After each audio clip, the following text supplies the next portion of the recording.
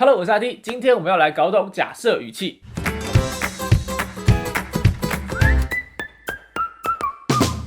欢迎回到阿 D 英文的 YouTube 频道。那今天呢，我们要进行的是文法学堂系列。我还记得我上一次的文法学堂是讲到有关完成式的教学，还受到蛮多人的喜欢的。那第二个最多人要求要看的文法教学呢，就是假设语气。所以今天呢，我们就来搞懂 I 跟 F， 也就是 if 这个字的用法。首先考你，你知道这三句话的差别吗？ If Ray has time, he will make a video. If Ray had time, he would make a video. If Ray had time, he would have made a video. 第一句是类型一假设，第二句是类型二假设，第三句是类型三假设。你现在不懂没关系，如果你有好好看我的教学的话，你就会懂了。有没有发现我这边用假设语气？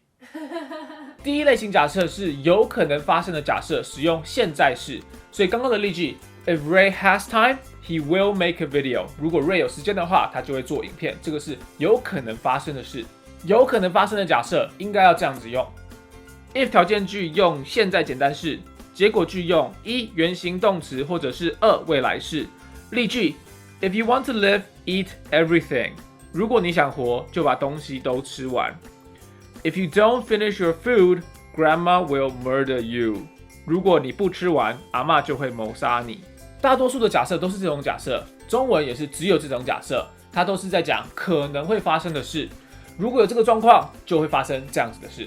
不过英文的假设还另外开了一个新天地，就是当你的假设分明与事实相反时，就要特别标记。那也就是我们类型二以及类型三的假设。第二类型假设就是与现在事实相反的假设，使用过去式。所以刚刚的例句 ，If Ray had time, he would make a video， 就是 Ray 现在是没有时间的，不过如果他有时间的话，他会做影片。与事实相反的假设应该要这样子用 ：if 条件句用过去简单式，结果句用 would、could、should、might 加上原形动词。例句 ：If I were you, I would try to finish the food。如果我是你，我会试着把东西都吃完。我明显不是你，与事实相反，所以就要用 were 过去式来假设。还有另外一个很常用来当做作文题目的 What would you do if you were the president？ 你明显不是总统，所以假设一个与现在相反的状况，就要用 if you were the president。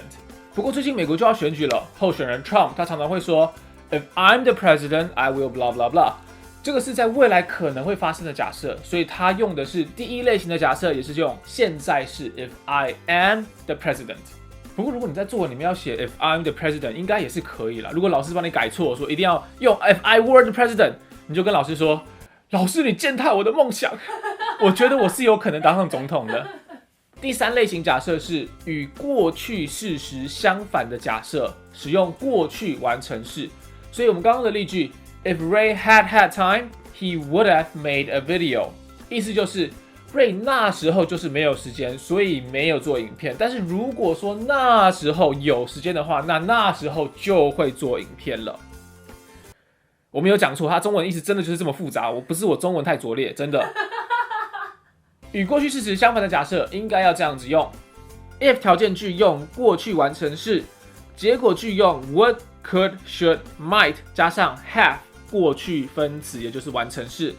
例句 ：If he had eaten everything, he would not have been murdered。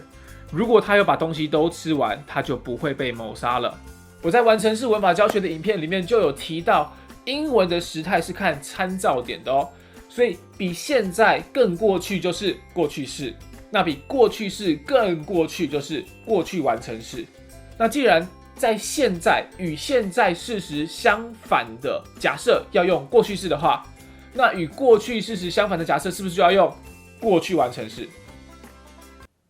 好，应该会有人听得懂。所以说，假设语气就是有这么多不必要的复杂。不过呢，希望今天讲解之后大家会比较清楚一点。再复习一次，类型一是有可能发生的假设，使用现在式；类型二是与现在事实相反的假设，使用过去式；类型三是与过去事实相反的假设，使用过去完成式。那最后我们来造个句子 ：If you think this video was helpful, will you please share it？注意哦，我是使用类型一有可能会发生的假设。如果你喜欢这个影片，请帮我按个赞。如果你想要看到每个礼拜更多新的英文教学影片，你可以点这一边的按钮，订阅我的 YouTube 频道。那我在 Facebook 跟 Instagram 也都有账号，都可以使用 Ray Do English 来找到我。那这里的话呢是我的上一部影片，这里是我的下一部影片。那这边的话呢是我的网站部落格，可以看到我写的一些文章。And that is a wrap. Thank you guys for watching, as always. And I'll catch you guys next time. See ya!